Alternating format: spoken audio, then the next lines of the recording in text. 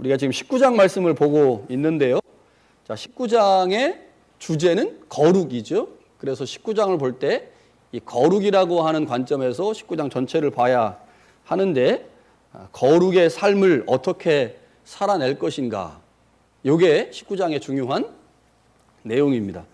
지난 시간에 말씀드린 것처럼 19장의 단락을 나누는 기준 중에 하나, 이게 절대적 기준이 될 수 없지만 기준 중에 하나는 나는 여호와니라 라고 하는 문구입니다. 이 나는 여호와니라 라고 하는 문구를 가지고 이제 단락을 나눌 수 있는데, 그렇게 보면 5절부터 8절 그리고 9절부터 10절은 하나의 단락이죠. 자, 우리가 성경책을 가지고 오셨죠? 성경책을 보시면 5절부터 8절까지가 하나의 단락처럼 보이고요. 그리고 9절에 동그라미가 있습니다. 동그라미가. 그래서 우리말 성경에는 5절부터 8절까지가 한 단락, 9절부터 10절까지가 또 다른 단락, 11절부터 12절까지가 또 다른 단락, 이렇게 단락 구분을 해 놓았지만, 나는 여호와니라 라고 하는 이 문구를 근거로 해서 보면 5절부터 10절까지가 하나의 단락입니다.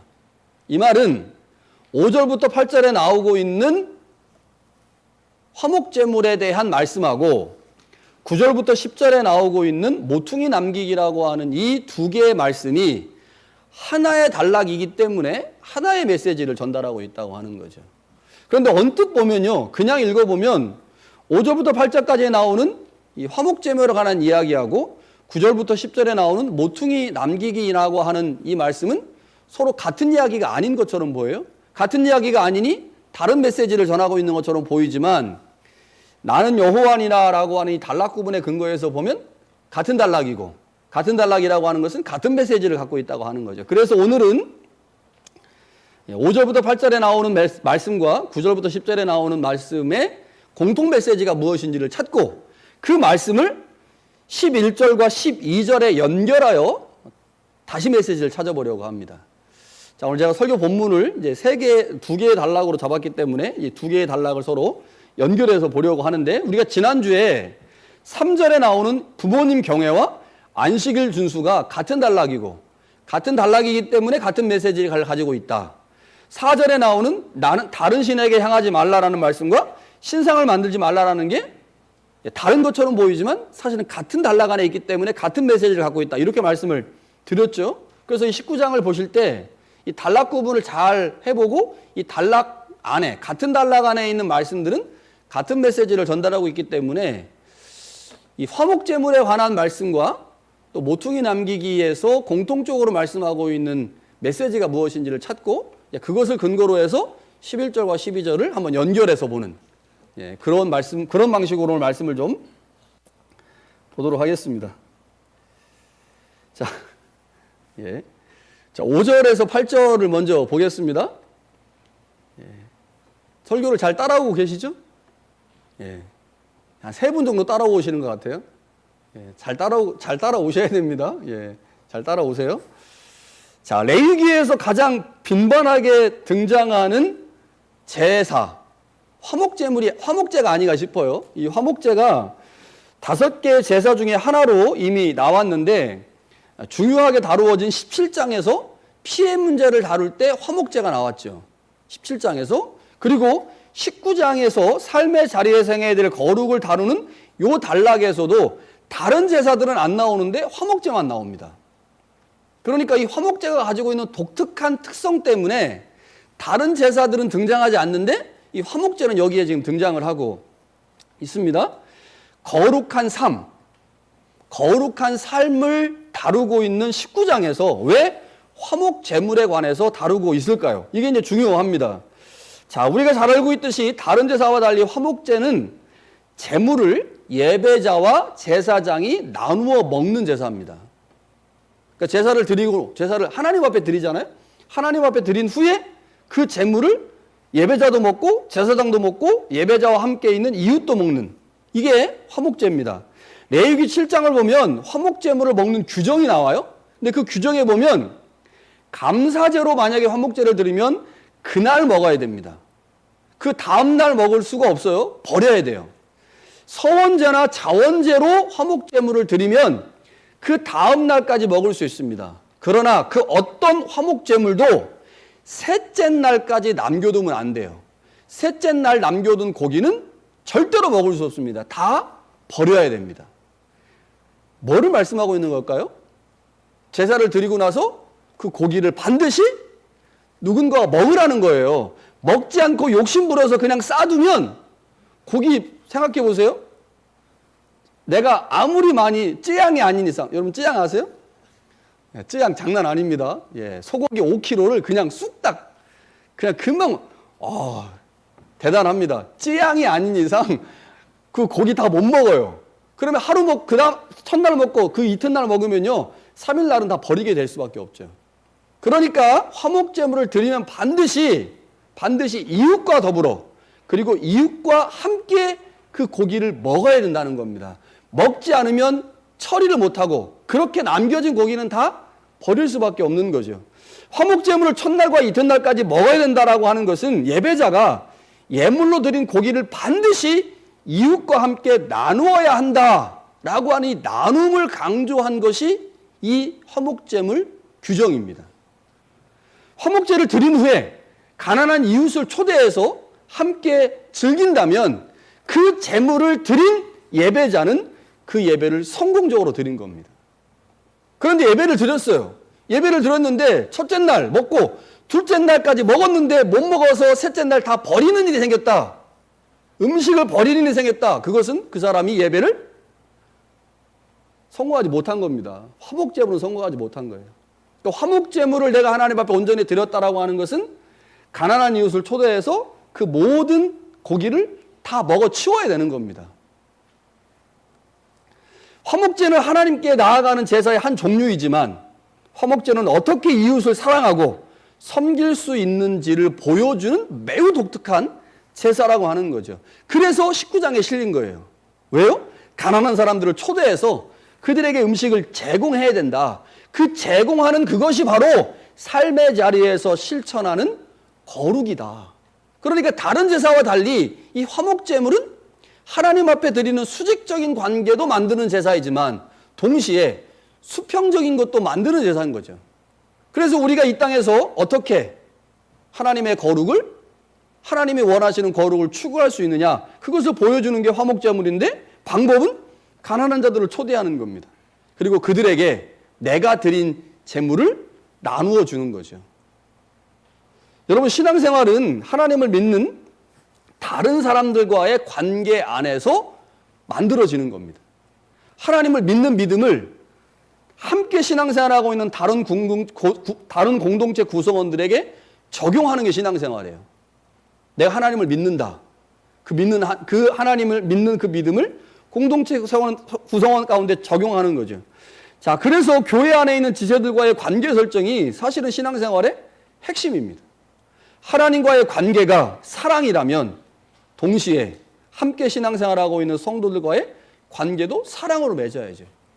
이게 신앙생활인데 이 화목제물이 그것을 우리 가운데 보여주고 있다고 하는 거죠. 그래서 이 화목제물의 중요한 메시지는 내가 가지고 있는 것의 일부를 다른 사람들에게 나누어 줘야 한다. 나누어 줘야 된다. 특별히 가난한 사람들, 객 이런 사람들에게 나누어 줘야 된다라고 하는 것이 요 5절부터 8절에 나오는 화목제물에서 얻을 수 있는 메시지입니다. 자, 그러면 9절부터 10절에 나오는 모퉁이 남기기 여기에서 말씀하시는 메시지는 뭘까요?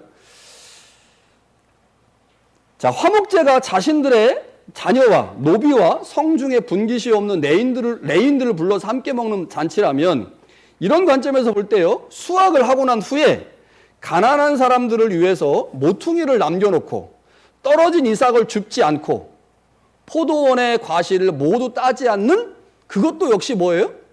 화목제물이 추구하고 있는 정신과 같은 정신입니다. 그러니까 내가 가지고 있는 것의 일부를 가난한 사람들, 고아와 객과 과부를 위해서 남겨놓는 것 이것이 모퉁이 남기기의 핵심입니다. 그렇다고 본다면 화목제물에서 말씀하고 있는 명령과 모퉁이 남기기에서 명령하고 있는 명령이 같은 거죠. 가난한 사람들을 배려하고 그들을 돕고 그들이 우리의 삶의 공동체의 하나의 구성원이라는 사실을 인식해라 라고 하는 것이 이 두 가지 말씀에서 공통적으로 보여지는 말씀입니다. 추수할 때 이스라엘 백성들은 반드시 밭에 모퉁이를 수확하지 않고 남겨야 합니다. 그런데 이스라엘 사람들이 이 말씀을 잘 지켰을까요? 잘 지키지 않았습니다. 자, 그런데 이게 너무 애매해요. 모퉁이의 크기를 성서가 언급하지 않았어요. 그럼 도대체 어느 정도가 모퉁이인가? 한 평이, 여기는 스퀘어피트로 하니까 5스퀘어피트가 한 모퉁이인가? 10스퀘어피트가 모퉁이인가? 한국으로 치면 한 평이 모퉁이인가? 두 평이 모퉁이인가? 도대체 모퉁이가 얼만큼이야? 아무도 모르죠. 그래서 율법의 해설서라고 불리는 미시나라고 하는 거에 보면 이렇게 나와 있습니다. 최소한 밭의 60분의 1은 모퉁이로 남겨야 된다. 이렇게 정해놨어요. 60분의 1을 모퉁이로 남겨라. 그러나 그 해의 수확량이나 그 소유자의 재산 정도, 그리고 가난한 자들의 필요의 정도에 따라서 모퉁이의 크기가 달라질 수 있다라고 덧붙였습니다. 그러니까 모퉁이를 남길 때 일반적으로는 60분의 1이지만 그 모퉁이의 양은 누가 정할 수 있습니까? 내가 정하는 거예요, 내가. 30분의 1로 정할 수도 있고, 우리처럼 11조 내니까 10분의 1로 정할 수도 있고, 그건 내가 정하는 겁니다. 밭의 전체가 사실 그 사람에게 하나님이 그 사람에게 준 기업이죠. 그래서 자신이 다 수확할 수 있습니다. 그거 그렇다고 해서 누가 그거 가지고 너 왜 율법 어겼어라고 막 따지진 않을 거예요. 그러나 하나님은 이스라엘에게 모퉁이를 남기라고 하신 거죠. 이론적으로는 모든 이스라엘 백성들이 각자의 기업이 있었어요. 각자의 기업이 있어요. 모든 지파들이 다 땅을 기업으로 받았거든요. 그래서 그 지파에 속하는 모든 개인들도 다 땅을 받았습니다. 그런데 이러저러한 이유로 기업을 상실한 사람들이 많이 있었거든요. 그리고 그 땅에 거하고 있는 거류민들, 객들이 있거든요. 객들.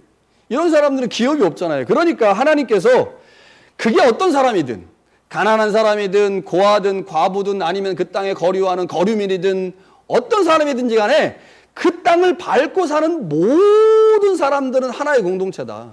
그게 외국인이라 할지라도. 그래서 여러분들 안에 속해 있는 모든 공동체 구성원들을 다 보살필 의무가 있다. 그게 함께 살아가는 것이다. 그게 하나님이 만드신 창조세계다. 라고 하는 것을 가르쳐 주시기 위해서 하나님이 모퉁이를 남기라고 하신 거예요. 그래서 기업이 없는 사람들이 먹고, 거류민들이나 객들이 와서 먹고, 고아나 과부가 그 땅에 남겨진 그 모퉁이에 있는 식량들을 가지고 가서 먹게 한 거죠. 이 규례는 이스라엘을 존재하게 하고 살아가게 하는 것이 수확물이 아니다, 하나님이다라는 사실을 알게 하는 규정입니다. 오늘 우리에게도 이 문제가 굉장히 중요하죠. 그리스도인들에게 사유재산이 있습니다. 사유재산. 저에게도 재산이 있고 여러분들에게 재산이 있죠. 여러분, 그 사유재산을 우리가 어떻게 인식할 것인가? 굉장히 중요한 문제입니다. 누가복음에 말씀하는 청지기도에 의하면요, 우리가 가진 재산은 모두 하나님에게서 온 것입니다. 모두 하나님에게서 온 거예요. 그리고 우리는 그것을 단지 관리하는 청지기이죠. 이게 누가복음이 전하고 있는 청지기도고, 이것이 우리의 신앙 고백입니다. 우리의 것은 우리의 것이 아닌 하나님의 것이고 하나님이 맡기신 것이라는 거죠. 그래서 내가 가지고 있는 사유재산을 하나님이 쓰고자 하실 때, 쓴다고 말씀하실 때 그것을 누군가를 섬기는 일에 사용해야 한다라고 하는 것이 누가복음이 말씀하고 있는 복음의 내용입니다. 모퉁이 똑같은 거죠. 내가 가지고 있는 재산 모두 다 하나님으로부터 온 것이라는 고백을 이스라엘 백성들은 모퉁이 남기기로 표현한 겁니다. 자, 그런데 모퉁이의 양을 누가 정할 수 있느냐? 내가 정한다는 겁니다. 60분의 1로 정할 수도 있고 60분의 10으로 정할 수도 있어요. 30분의 1로 정할 수도 있고 10분의 1로 정할 수도 있습니다. 그래서 내가 가지고 있는 믿음의 근거와 믿음의 크기를 통해서 모퉁이의 크기를 더 크게 할 수도 있고 작게 할 수도 있다는 거죠. 그런데 이것은 분명히 내 삶을 주관하시는 하나님, 그 하나님에 대한 신실한 신앙과 믿음의 근거에서 모퉁이의 크기가 늘어나기도 하고 그렇지 않기도 한다는 거죠. 하나님이 모든 만물을 창조하셨고 모든 만물의 창조자라는 사실을 고백함으로 내가 이웃이라고 생각하지 않았던 이방인도 우리 동네에 살고 있으니 그도 내 이웃이다. 그러면 그가 먹어야 될 양식이 있어야 된다. 그렇게 되면 모퉁이를 어떻게 해요? 넓히는 거죠. 크게.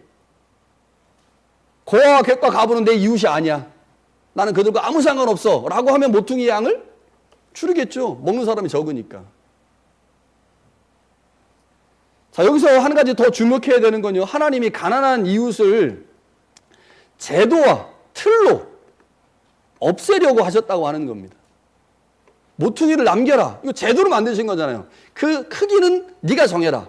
그러나 너는 반드시 모퉁이를 남겨야 된다. 그 모퉁이를 남겨서 함께 사는 이웃과 함께 사는 공동체임을 기억해라. 라고 하나님이 제도를 만드셨다는 거죠. 여러분, 이게 굉장히 중요합니다. 여러분, 가난을 제도적으로 고치지 않으면요, 가난의 문제는 해결되지 않습니다. 부익부 빈익빈의 현상이요, 한 개인이 열심히 노력한다고 공동체 안에 있는 다른 사람의 가난의 문제를 해결할 수 있느냐? 그렇지 않습니다. 그래서 민주주의라고 하는 게 있고 자본주의라는 게 생겼잖아요. 이게 제도적으로 만들지 않으면 이 가난의 문제를 해결할 수가 없는데, 하나님께서 이것을 제도와 틀로 만들어서 가난한 자들을 공동체 안에서 구제하시려고 한다는 거죠. 얼마나 하나님께서 모두를 사랑하시는지, 모두를 위한 하나님인지를 분명하게 보여주는 겁니다. 자, 화목제물의 메시지, 내가 가지고 있는 것의 일부를 나누어라. 그렇지 않으면, 나누지 않으면 그거 어떻게 돼요? 썩어서 아무도 못 먹는 게 됩니다. 내가 소유하고 있는 밭에 모퉁이를 남겨서 가난한 자들을 도와라. 함께 사는 공동체임을 확인해라. 포도원의 포도를 다 따지 마라. 그거 남겨라. 이삭 죽게 하지 마라. 고아와 객과 가부가 와서 그 이삭을 주워가야 된다라고 말씀하신다는 거죠. 우리가 이 땅을 어떻게 살아야 되겠습니까? 어떻게 살아야 되겠어요? 나 혼자 잘났다고 사는 게 아니잖아요. 세상은요. 함께 사는 겁니다. 함께. 함께. 그 함께 누가 포함되어 있어요? 가난한 사람들이 포함되어 있습니다. 힘없는 사람들이 포함되어 있죠. 연약한 자들이 포함되어 있습니다. 그들을 우리 공동체의 구성원으로 받아들이라는 거죠. 여러분, 그런데 이민사회에는 그렇게 가난한 사람들이 많지가 않아요. 근데 누구는 있어요? 누구는? 내가 미워하고 싫어하고 함께하기 원하지 않는, 말 섞고 싶지 않은 사람이 이민사회에 너무 많아요. 한국보다 더 많은 것 같아. 아, 저 사람은 저 사람은 말 안 섞고, 교회도 막 떠나고, 예, 막 그렇습니다. 예, 여러분, 하나의 공동체는 그 사람들까지 포함되는 거예요. 유대인들은 절대로 이방인들과 식사하지 않았습니다. 유대인들이 그랬어요. 그런데 이 말씀의 근거에 보면 객과 고아와 가부, 사회적으로 연약한 자들, 이들도 하나님이 다 이웃이라고 말씀하시거든요. 이 거류민들을 향한 하나님의 말씀이 굉장히 많아요. 이 거류민들을 하나님께서 이웃으로 받아들이라고 말씀하신단 말이에요.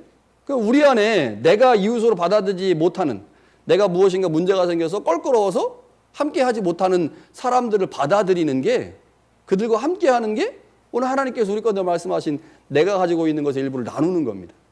자, 그러니까 그냥 보기에는 5절부터 8절까지가 하나의 단락, 9절부터 10절까지가 또 다른 하나의 단락처럼 보이지만 실제로 5절부터 10절까지가 큰 하나의 단락으로 이 두 개의 말씀에서 공통적으로 말하는 것은 가난한 자들을 향한 배려죠.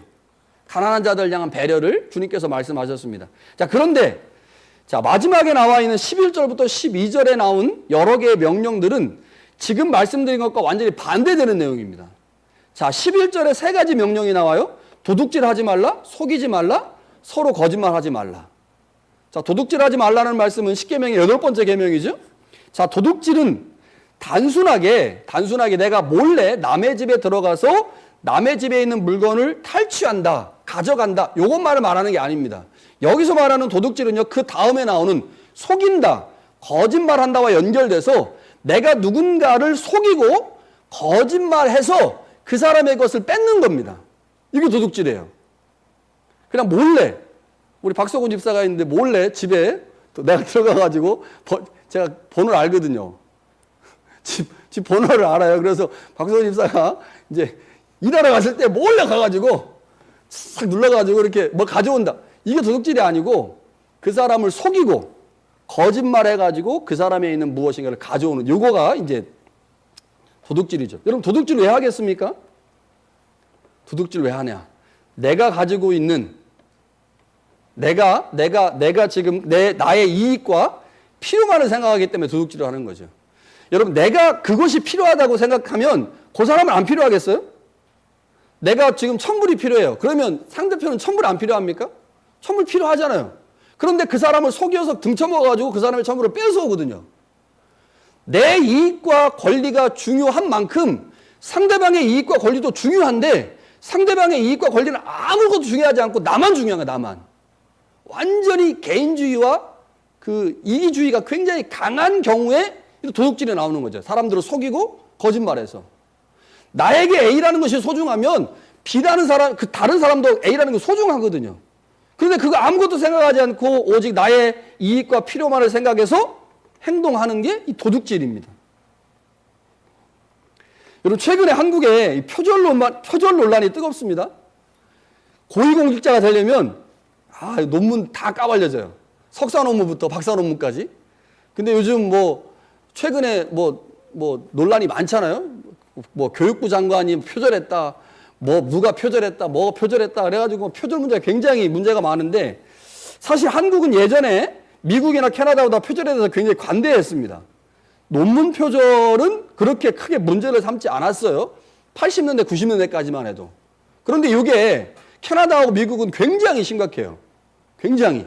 그래가지고 이걸 굉장히 예리하게 잡아내기 때문에 논문을 쓰는 사람들이 그렇게 쉽게 표절을 하지 않는데 한국은 굉장히 이 문제가 관대했기 때문에 그냥 큰 문제 없이 그냥 표절을 했죠.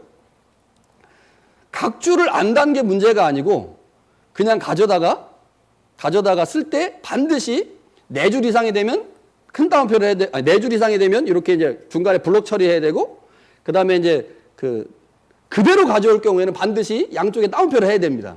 그렇지 않고 각주만을 달리면 어떻게 될까요? 패러프레이징을 해야 돼요. 패러프레이징. 문장을 바꿔야 돼요. 순서를 바꾸거나 단어를 바꾸거나. 그렇지 않으면 다 표절해요.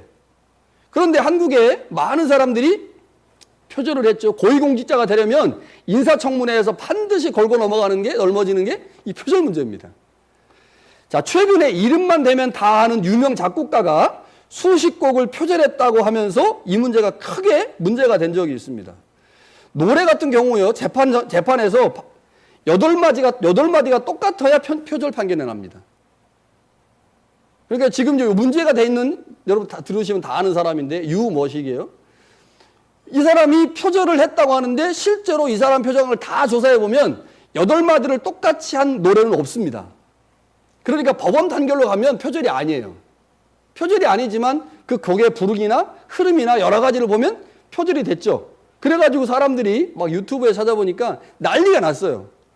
그 사람을 비난하는 이 유튜버가 굉장히 많습니다. 여러분, 곡의 일부를 유사하게 만든 것, 그리고 책의 내용을 일부 가져온 거, 이거 도둑질이라고 보기 때문에 문제 삼는 겁니다. 표절이 왜 문제냐? 남의 지식을 허락 없이 도용했다. 마치 자기 것처럼 썼다. 이게 이제 표절의 문제인 거죠. 이것도 문제가 되는데 남의 재산이나 생명을 도둑질한다. 이거 얼마나 큰 문제겠습니까? 공동체를 완전히 파괴시키는 거죠. 남의 집에 몰래 가가지고 이렇게 훔쳐오는 거가 아니고 그걸 넘어서서 속이고 거짓말 해가지고 그 사람의 생명도 가져오고 물건도 가져온다면 이걸 큰 문제일 겁니다. 그런데 12절에 보니까요, 한 가지가 더 나와요. 내 이름으로 거짓 맹세함으로 내 하나님의 이름을 욕되게 하지 말라. 자, 11절에는 도둑질, 속이는 것, 거짓말 이렇게 3가지를 하지 말라고 돼 있어요. 그런데 12절에 가니까 내 이름으로 거짓 맹세를 한다 라고 돼 있습니다. 자, 11절과 12절이 한 단락이기 때문에 같은 메시지를 가지고 있는 거죠. 자, 어떤 사람이 거짓말인 걸 뻔히 알면서도 하나님의 이름을 사용해서 맹세를 하는 겁니다. 그러면 자신의 거짓말이 감춰질 수 있으니까. 저 사람이 설마 하나님의 이름으로 맹세하는데 거짓말 하겠어? 진짜겠지. 저 사람이 말한 건 진짜겠지. 내가 하나님의 이름으로 맹세한다고 말하니 저 사람이 말한 건 분명히 진짜일 거야. 그런데 나중에 보니까 거짓인 거예요. 그거 왜 이렇게 하겠습니까? 자신이 원하는 것을 얻기 위해서 누군가를 속이려고 하나님의 이름을 가져다 쓴 겁니다. 하나님 뭐라고 말씀하십니까? 그거 내 이름을 욕되게 하는 거다. 하나님의 이름을 망령되이 일컫는다. 그 말은 하나님 거시거시 이렇게 말하는 게 아니고 내가 하나님의 이름을 가지고 거짓말을 했을 때 그 거짓말 때문에 하나님의 이름이 욕을 먹는다는 거죠. 자, 도둑질하고 거짓말하고 그리고 하나님의 이름을 사용해서 거짓 맹세하는 것 공통점이 있습니다. 뭘까요? 모두 자신의 이익을 위해 다른 사람에게 해를 끼치는 겁니다. 내가 무엇인가를 얻기 위해서 도둑질하고 그 도둑질에 뭐가 들어가요? 속이고 거짓말하는 게 들어가죠. 근데 그 거짓말이 어디까지 이용되냐면 하나님의 이름을 이용해서 거짓말해가지고 다른 사람의 무엇인가를 훔치는 겁니다. 다 무엇 때문이냐? 자신에게 있는 무엇인가를 지키기 위해서 혹은 자신의 이익을 위해서 다른 사람들에게 해를 끼친다는 거죠. 에베소서 4장 28절에 보니까요. 도둑질하는 자는 다시 도둑질하지 말고 돌이켜 가난한 자에게 구제할 수 있도록 자기의 손으로 수고하여 선을 이라. 자, 여기 도둑질하는 것과 대꾸로 나오는 게 선한 일을 하는 건데 이 선한 일이 뭐냐? 그 앞에 보니까 가난한 자에게 구제하는 거다. 이렇게 말합니다. 그러니까 도둑질과 구제가 대꾸로 이루고 있어요. 자, 오늘 말씀이 어떻습니까? 5절부터 10절까지는 가난한 자들에게 구제해라. 그래서 밭의 모퉁이를 다 추수하지 말고 남겨라. 제사를 누리네 반드시 다른 이웃들을 초대해서 그것을 먹어라. 먹지 않는 것은 악한 것이다. 그래서 3일째 되는 모든 고기는 다 버려야 된다. 가난한 자들에게 구제하라와 반대가 뭐예요? 반대가 도둑질하는 겁니다. 뭐를 의미하겠어요? 내가 가난한 자들을 돕지 않으면, 가난한 자들을 돌보지 않으면 그 내가 가지고 있는 그 재산이 누구한테 온 겁니까? 하나님에게 온 거잖아요. 하나님에게서 온 것인데 내가 가지고 있는 그것의 일부를 누군가를 위해 사용하지 않는다면 결국 그거 도둑질하는 겁니다. 누구 거요? 하나님 거 도둑질하는 거예요. 그러면 결국 어떻게 돼요? 하나님의 이름이 욕먹는 겁니다. 하나님의 이름을 망령되게 거는다는 거지. 여러분, 모퉁이 남기기, 화목제물에서 발견할 수 있는 공통적 메시지, 나눔을 통한 이웃사랑의 실천입니다. 사실 우리가 가지고 있는 모든 것은 하나님의 것이죠. 우리 것이 아닙니다. 재물도, 건강도, 지식도, 경험도 모두 하나님께서 허락하신 것들입니다. 우리는 하나님의 절대적 주권을 인정하기 때문에 우리의 모든 것이 하나님께서 왔다고 고백을 하죠. 이것이 우리의 신앙 고백입니다. 그렇기 때문에 우리가 가지고 있는 것의 일부를 가난한 사람과 거류민에게 그거이 쓸 수 있어야 됩니다. 하나님이 그러라고 우리에게 맡기신 겁니다. 그러라고. 그렇게 하는 것이 하나님의 뜻이죠. 이게 5절에서 10절에서 말씀하고 있는 메시지입니다. 반면에 11절과 12절은 어떻습니까? 앞의 내용과 완전히 반대입니다. 도둑질하고 속이고 거짓말하는 것은 오직 자신의 이익을 위해 다른 사람들에게 해를 끼치는 행동이죠. 공동체를 파괴하는 겁니다. 가난한 자들을 돕는 것은 공동체를 살리는 것이고 누군가를 속이고 거짓말해서 도둑질하는 것은 공동체를 파괴하는 거예요. 서로 함께 살아가는 세상인데 그것을 인식하지 못하는 거죠. 오직 자기중심적으로만 생각하고 행동하기 때문에 그런 행동들을 하는 겁니다. 오직 자신이 세상의 중심이다. 그리고 나를 중심으로 세상은 돌아간다고 생각을 하니 자신의 이익을 위해서 다른 사람의 손해를 보고 피해를 당하는 것에 아무런 문제의식을 못 느끼는 겁니다. 자신의 이익을 위해서 거짓말의 수준을 어디까지 높이느냐? 하나님의 이름을 이용하면서까지 거짓말을 해요. 다른 사람들을 속입니다. 그래서 그들의 소유를 도둑질하는 겁니다. 결국 이렇게 도둑질하는 것, 이것이 바로 하나님의 이름을 욕되게 하는 거라는 거죠. 여러분, 하나님의 이름을 욕되게 하는 것, 하나님의 이름을 그냥 여호와라고 하는 이름을 막 불러대서 그 이름을 저주하는 게 욕되게 하는 게 아니라 하나님께서 우리에게 주신 것을 하나님의 나라와 하나님의 일을 위해서 사용하지 않고 나만을 위해서 사용하려고 할 때, 나의 이익만을 위해서 사용하려고 할 때 그것이 바로 하나님의 것을 도둑질하는 것이고 결국 그것은 하나님의 이름을 욕되게 하는 것이다 라고 주님께서 말씀하십니다. 누가복음 12장 33절에 보면요, 주님이 이런 말씀하십니다. 너희는 소유를 팔아 구제하여 낡아지지 아니하는 배낭을 만들라. 너희 소유를 팔아서 구제하면 낡아지지 않는 배낭이 만들어진다는 거예요. 어디예요? 하늘에 만들어진다. 그 하늘에 만들어진 배낭은 도둑이 가까이 할 수 없고 좀도 먹는 일이 없다. 구제하여 하늘에 썩지 않고 도둑맞지 않는 배낭을 만들어라. 그래서 거기다가 열심히 재물을 채워라. 그게 우리가 이 땅을 살아가는 방법이다 라고 말씀하는 거지. 그러니까 주님께서 말씀하신 누가복음 12장에서 말씀하신 하늘의 배낭을 만들어라는 말씀하고 오늘 본문에 말씀하시는 모퉁이를 남겨라, 화목제물을 나눠 먹어라라는 말씀이 맥을 같이 합니다. 여러분, 주님께서 우리에게 어떤 삶을 요청하고 계십니까? 우리는 하나님이 주신 것으로 풍성한 삶을 삽니다. 그리고 그것을 다른 사람과 나누기 위해 화목제물을 드리고 있죠. 여러분, 하나님이 우리 가운데 많은 것들을 주셨기 때문에 그것 가지고 하나님 앞에 예배를 드리고 있잖아요. 감사를 드리고 있고. 그렇죠? 그런데 그 감사를 드리고 예배를 드리고 있는 그것이 단순히 하나님께 제사하는 현장에서만 쓰여지는 게 아니라 그 재물을 다시 삶의 자리에서 하나님의 백성들과 가난한 자들과 이웃들과 함께 나눠야 된다는 거죠. 여러분, 우리에게 밭이 있습니다. 충분한 곡식이 있는 밭이 있어요. 그 충분한 밭에서 우리는 풍성한 곡식을 추수합니다. 그 풍성한 곡식이 하나님에게서 온 것이다라는 사실들을 내가 고백한다면 그것 중에 일부를 다시 하나님의 나라와 하나님의 교회와 하나님의 사람들을 위해서 써야 된다는 거죠. 그것이 바로 모퉁이 남기기입니다. 모퉁이 남기기. 그 모퉁이 남기기를 우리 가운데 실천하지 않는다면 결국 그것은 하나님의 것을 도둑질하는 것이고 결국 하나님의 이름을 욕되게 하는 것이다 라고 주님께서 말씀하시죠.